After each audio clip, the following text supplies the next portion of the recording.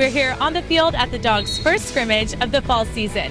Now all that's left for these players is to wait and hear their names called in the NFL draft starting May 8th.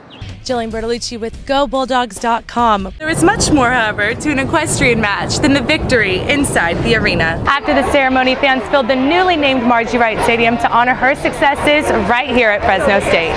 The brothers of Sigma Chi fraternity say they are looking forward to writing the check for over $22,000. The current Bulldogs have already begun spring practice, and you can catch them right here at Bulldog Stadium on April 5th for the spring game. Let's take a look at how they did.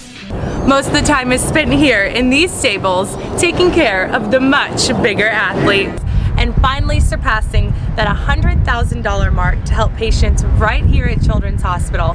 Coach, it's been an early morning. You guys have been waiting around the facts since 5 a.m., waiting for the letters to come through. How are you feeling right now? That being said, you've lost a few key players. What were you looking to fill with this recruiting class? I'm Jillian Bertolucci with Coach DeRuiter on National Signing Day.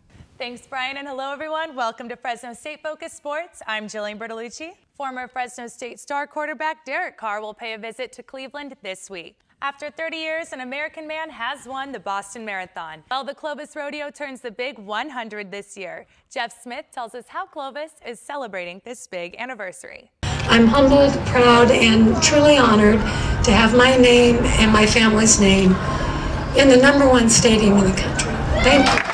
Fresno State recently renamed the softball stadium to Margie Wright Diamond after the Hall of Fame coach who led the Dogs to the 1998 National Championship. Hundreds of people gathered for a pregame ceremony on Saturday to honor Wright, who was the driving force behind the construction of the stadium.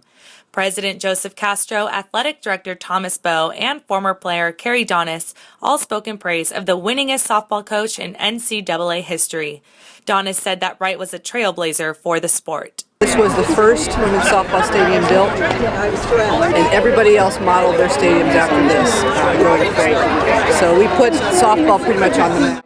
Former players and fans were then encouraged to sign posters and fill out Margie memories that were later read aloud during the game. After the ceremony, fans filled the newly named Margie Wright Stadium to honor her successes right here at Fresno State.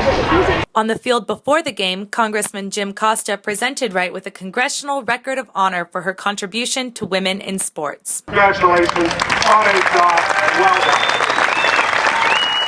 Wright then ceremoniously cut a red ribbon and threw out the first pitch at the diamond dedicated to her. It gives me goosebumps, kind of, you know. It's like I'm really, really happy that they were able to do it so I could at least enjoy it. You know, so many people never get to know about their legacy, and I just feel really fortunate.